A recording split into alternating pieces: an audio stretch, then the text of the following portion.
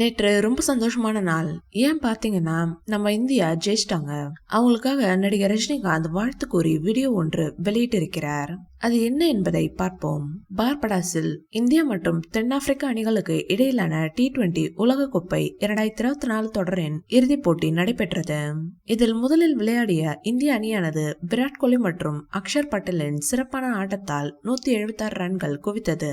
இதில் அக்ஷர் பட்டேல் 47 ரன்களில் ஆட்டமிழக்க விராட் கோலி 76 ரன்கள் எடுத்து ஆட்டமிழந்தார். இந்த போட்டியில் 76 ரன்கள் எடுத்ததன் மூலமாக பல சாதனைகளை படைத்தார். இந்த தொடரில் 7 போட்டிகளில் விளையாடிய கோலி மொத்தமாக 75 ரன்கள் எடுத்திருந்த நிலையில் இன்றைய போட்டியில் 59 பந்துகளில் 76 ரன்கள் குவித்தார். மேலும் கடைசியாக கோலி விளையாடிய 10 T20 போட்டிகளில் முதல் அரை சதம் இதுவாகும்.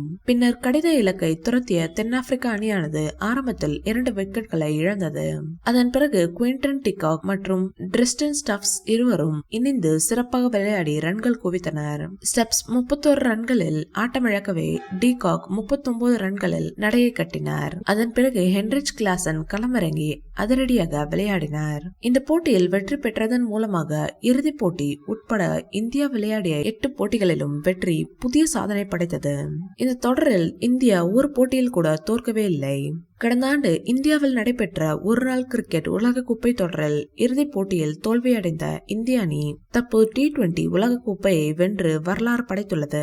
இதன் மூலமாக 17 ஆண்டுகளுக்கு பிறகு இரண்டாவது முறையாக டிராபியை வென்றுள்ளது. இதற்கு முன்னதாக 2007ஆம் ஆண்டு தோனி தலைமையிலான இந்திய அணி முதல் முறையாக டிராபியை கைப்பற்றியது.